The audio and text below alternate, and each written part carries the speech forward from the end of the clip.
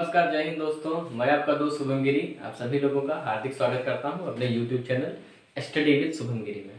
जैसा कि आप सभी लोग जानते हैं कि हम सुबह आपके लिए इतिहास से कुछ विशेष टॉपिक पर विशेष वीडियो लेकर के आ रहे हैं, जो आपके आने वाले एग्जाम की दृष्टि से SSC GD, UP PCS IAS इन सभी परीक्षाओं की दृष्टि से दोस्तों अति महत्वपूर्ण होने वाली है। ठीक है, तो चलिए दोस्तों आज की वीडियो को हम शुरू करते हैं। तो सबसे पहले दोस्तों समझ लीजिए, जब हमने पिछली वीडियो में बात की थी तो हमने आपको असहयोग आंदोलन के विषय में बताया। प्रथम गोलमेज सम्मेलन की बात की और द्वितीय गोलमेज सम्मेलन की बात की, और मैंने बताया आपको कि द्वितीय गोलमेज सम्मेलन में गांधी जी खाली हाथ लौटे और उन्होंने सविनय अवज्ञा आंदोलन दोस्तों पुनः प्रारंभ कर दिया और उसकी पुनः वापसी होती है। तो यहाँ पर जो मैंने एक चर्चा की थी वो मैंने ये चर्चा की थी कि यहाँ पर अंबेडकर साहब ने दलित वर्ग के लिए क्या किया कि आरक्षण के लिए मांग की, पृथक निर्वाचक क्षेत्रों के लिए दोस्तों मांग की, और गांधी जी का इस मुद्दे पर अंबेडकर जी से विवाद हुआ और उन्होंने वापस आकर के यहाँ पर दोस्तों सविनय अवज्ञा आंदोलन छेड़ा। तो आज का जो हमारा टॉपिक है, आप थंबनेल और टाइटल देख के ही समझ गए होंगे। आज हमारे टॉपिक में दोस्तों दो मुख्य बिंदु हैं और ये दोनों एक दूसरे से जुड़े हुए हैं। पहला है सांप्रदायिक अधिनिर्णय और दूसरा है पूना समझौता, क्योंकि सांप्रदायिक अधिनिर्णय की परिणति के रूप में जो समझौता हुआ दोस्तों वही आपका पूना समझौता था। तो एक बात दोस्तों पहले समझ लीजिए इस वीडियो के पहले, अंग्रेजों की हमेशा से ये नीति रही है कि इन भारतीयों को जितना तोड़ सकते हो, जितना बांट सकते हो, इतना उनको तोड़ो, इनका उतना बांटो और ये आपस में ही लड़ते रहें और ये स्वतंत्रता आंदोलन चला ही ना पाए, हमारे खिलाफ ये खड़े ही ना हो पाए। ये दोस्तों ब्रिटिशर्स की हमेशा से नीति रही और ये इसमें काफी हद तक सफल रहे, क्योंकि अगर सफल ना हो पाते तो 250-300 साल कभी हम पर राज नहीं कर पाते। तो सबसे पहले दोस्तों हम समझ लीजिए कि सांप्रदायिक अधिनिर्णय को दोस्तों कम्युनल अवार्ड भी बोलते हैं अंग्रेजी में। तो अगर पूछ ले कम्युनल अवार्ड तो आप डेट याद रखिएगा, कई बार एग्जाम में पूछी है।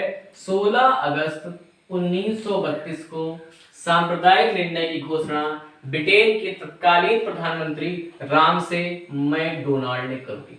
मैकडोनाल्ड दोस्तों बहुत ही चतुर व्यक्ति था, बहुत ही होशियार, कूटनीति में बिल्कुल दक्ष व्यक्ति था। उसने सोचा कि हमने मुस्लिमों को तो काट करके अलग कर दिया है, सिखों को भी काट दिया है, और ये जो स्वतंत्रता आंदोलन है ये कमजोर तो हुआ है मगर नष्ट नहीं हुआ है। तो उसने कहा कि ये जो दलित वर्ग हैं इनको भी अगर हम हिंदुओं से काट करके अलग कर दें तो यह जो आंदोलन है और ज्यादा कमजोर पड़ जाएगा दोस्तों। और ये इसकी कूटनीति की एक चाल थी और उसने इस कूटनीतिक चाल में डॉक्टर भीमराव अंबेडकर का इस्तेमाल किया दोस्तों। ठीक है, तो अगर आपसे एग्जाम में सवाल पूछे ना कि सांप्रदायिक अधिनिर्णय या कम्युनल अवार्ड की घोषणा किसने की, तो ब्रिटिश प्रधानमंत्री रैमसे मैकडोनाल्ड ने दोस्तों कर दी। ठीक है, इसने क्या किया, टोटल दोस्तों 11 निर्वाचकों में पूरे एरिया को बांट दिया, जिसमें उच्च वर्ग, निम्न वर्ग, मुस्लिम, बौद्ध, सिख, भारतीय ईसाई, एंग्लो इंडियन, पारसी और अछूत यानी दलित वर्ग, इन सभी के लिए अलग निर्वाचन क्षेत्रों में दोस्तों बांट दिया गया। बांटने का उद्देश्य क्या है कि बांटो और राज करो, आप सभी लोग जानते हैं, है ना।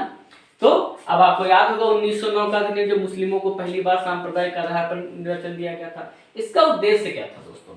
इसका प्रमुख उद्देश्य था कि जो राष्ट्रीय भावनाएं हैं इनको दबाने के लिए अंग्रेजों की कूटनीति थी कि क्या करो, इनकी जो राष्ट्रीय भावनाएं हैं इनको आप दबाइए, इनको आप कुचलिए, इनको आप बांटिए। सब अपने अपने वर्ग के लिए लड़ने लगे। मुस्लिम मुस्लिमों के लिए लड़ेंगे, दलित दलितों के लिए लड़ेंगे, हिंदू हिंदुओं के लिए लड़ेंगे, और ये आपस में ही लड़ते रहेंगे और ये कभी आजादी के विषय में दोस्तों सोच ही नहीं पाएंगी।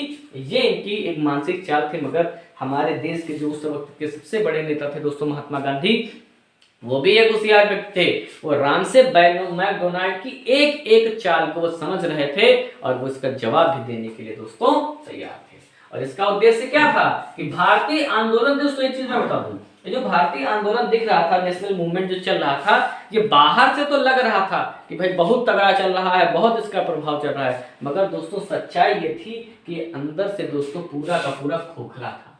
खोखला से तात्पर्य ये है कि आपस के ही लोग जो थे वो आपस में उनकी मानसिक भिन्नता के कारण, मानसिक सोच में भिन्नता के कारण ये लोग कमजोर हो रहे थे, अंदर से आपस में ही लड़ रहे थे। और जब आपस में ही आप लड़ोगे तो कभी आप बाहर वाले से मुकाबला दोस्तों नहीं कर सकते। ठीक है, इसके आगे हम बढ़ते हैं कि सांप्रदायिक निर्णय में दोस्तों क्या क्या व्यवस्था दी गई, इसके विषय में थोड़ा सा सुनिएगा।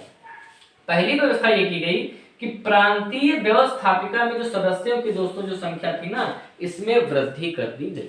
ठीक है भाई, जब आरक्षण दे रहे हो, सबको अलग अलग निर्वाचन क्षेत्र दे रहे हो, तो सीटें तो भाई वृद्धि करनी ही पड़ेगी, है ना। तो और अल्पसंख्यकों की सीटों में वृद्धि कर दी गई। क्या कर रहे हैं, यानी जिनकी संख्या कम है उनकी सीटों में वृद्धि ज्यादा कर दी गई, यानी उनका वेटेज बढ़े और ये लोग जो आपस में लड़ रहे हैं लड़ाई और ज्यादा गंभीर हो जाए।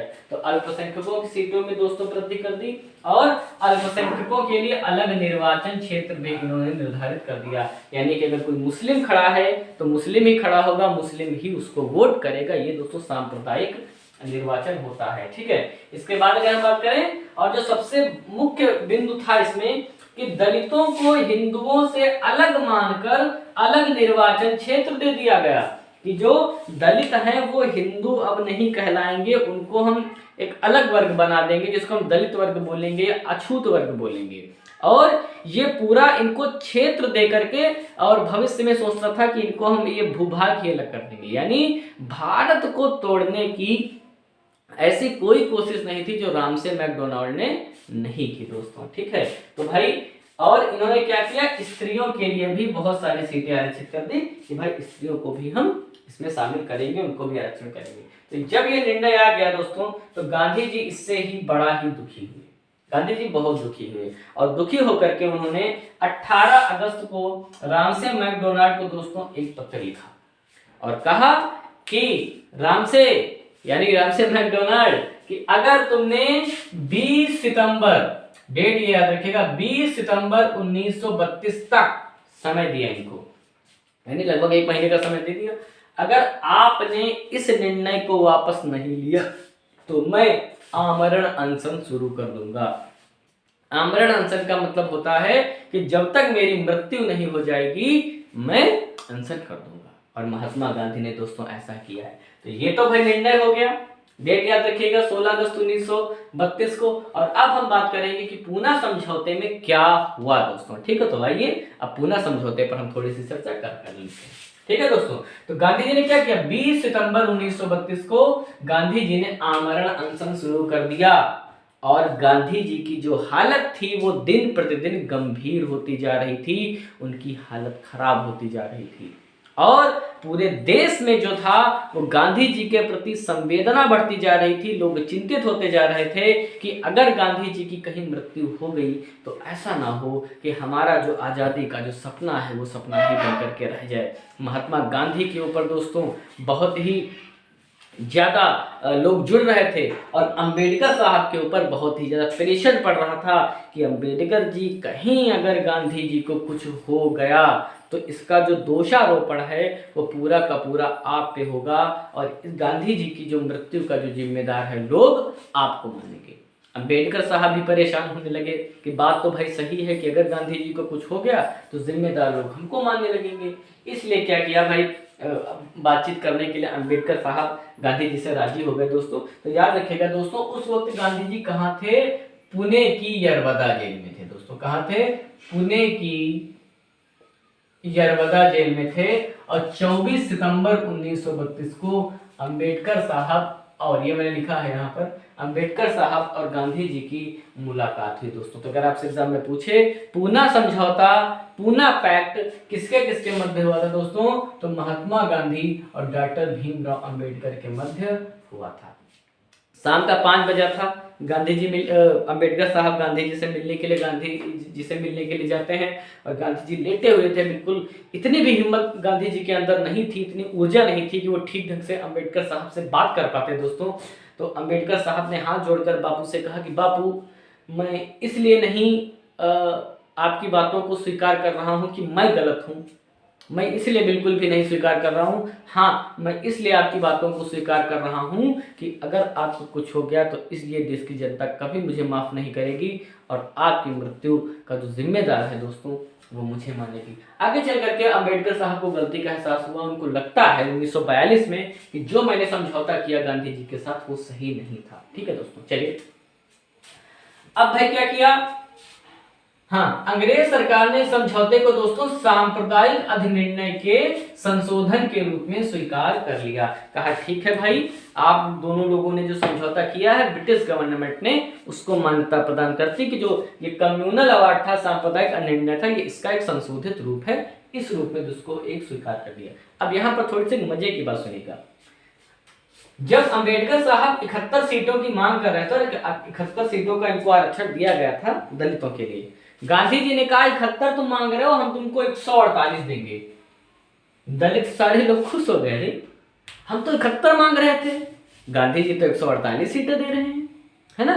तो भाई बड़ी आश्चर्यचकित बात थी कि दोनों लोग ये समझ रहे हैं, मगर गांधी जी बहुत डिप्लोमेटिक आदमी, बहुत होशियार आदमी, गांधी जी ने क्या कहा, ये 71 सीटें कैसे दे रहे थे, अलग तरीके से एक ही जगह पे दे दिया। और गांधी जी ने कहा दिया 148 सीटें अलग अलग क्षेत्रों में, कुछ सीटें साउथ में दे दी, कुछ नॉर्थ में दे दी, है ना, कुछ ईस्ट में दे दी, कुछ वेस्ट में दे दी, कुछ मिडिल में दे दी, अलग अलग क्षेत्रों में अलग अलग सीटें दे दिया कि जाओ भाई सब लोग अपना चुनाव लड़ो, है ना। तो गांधी जी ने क्या किया, ये जो 71 सीटें थी इनकी संख्या बढ़ा करके 148 कर दी गई, मगर सांप्रदायिकता के आधार पर निर्वाचन को दोस्तों बंद कर दिया गया, ठीक है, क्योंकि ये इनकी पूरी राजनीति थी कि हिंदुओं को क्या करिए, जितना आप तोड़ सकते हैं तोड़िए, ठीक है। तो चलिए भाई, और इस समझौते को दोस्तों कराने में दो व्यक्तियों का प्रमुख हाथ था, इन दोनों व्यक्तियों का नाम याद रखिएगा, डॉक्टर राजेंद्र प्रसाद और पंडित मदन मोहन मालवीय। इन दोनों मौलवी जी को तो जानते हैं, भारत रत्न है दोस्तों, डॉक्टर राजेंद्र प्रसाद जी भी आपके भारत रत्न है, इनको मिला हुआ है। इन दोनों लोगों के ने इस समझौते को कराने में दोस्तों मुख्य भूमिका अदा की। तो अगर आपसे एग्जाम में सवाल पूछे ना कि पूना पैक्ट को कराने में किसकी प्रमुख भूमिका थी, तो पंडित मदन मोहन मालवीय और डॉक्टर राजेंद्र प्रसाद के, ठीक है दोस्तों। कहा जाता है कि डॉक्टर भीमराव अम्बेडकर ने जीवन दान दिया था गांधी जी को, और एक हिसाब से देखें तो सही मायने में सही भी है। अगर शायद रेडी ना होते अम्बेडकर साहब तो गांधी जी तो बिल्कुल तैयार ही थे, आंदोलन अनशन बिल्कुल हालत उनकी खराब हो गई थी। और डॉक्टर अम्बेडकर ने दोस्तों बड़े दुखी मन से रोते हुए समझौते पर हस्ताक्षर किया था, 1% भी इच्छा नहीं थी कि वो इस समझौते पर दोस्तों अपने हस्ताक्षर करें, ठीक है दोस्तों। तो ये आज की हमारी वीडियो थी, कैसी लगी कमेंट करके आप जरूर बताना, अपना व्यू जरूर दीजिएगा, कोई सजेशन हो तो आप हमको जरूर दीजिएगा। और इसके आगे हम कहें तो अगर आपने अभी तक मेरे चैनल को सब्सक्राइब नहीं किया है, जितने भी लोग आप मेरी वीडियो को देख रहे हो, प्लीज़ आप मेरे चैनल को जरूर सब्सक्राइब करें, बेल आइकन को प्रेस कर दें। और जब आप सब्सक्राइब करेंगे तो आप हमारे परिवार का हिस्सा बनेंगे, और परिवार में कोई जुड़ता है तो दोनों को खुशी होती है, हमें बड़ी खुशी होगी कि आप हमारे परिवार का हिस्सा बनेंगे।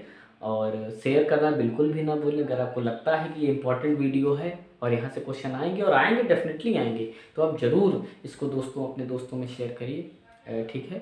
और अगर आप हमारे लाइव क्लास में जुड़ना चाहते हैं तो शाम को 7:30 बजे से आप लाइव हमारे साथ जुड़ सकते हैं, और सुबह तो टॉपिक मैं दे ही रहा हूँ आपको। कल हम एक दोस्तों नए टॉपिक पर चर्चा करेंगे, और सभी लोग नोट्स जरूर बनाते रहिए और अपने ग्रुप में प्रेषित करिए, हमारे ग्रुप में, ठीक है। तो चलिए दोस्तों, इन्हीं शब्दों के साथ मैं अपनी वाणी को विराम देता हूँ। मेरे साथ बोलिए दोस्तों, जय हिंद, जय भारत, विश्व गुरु, दिन बनेगा भारत।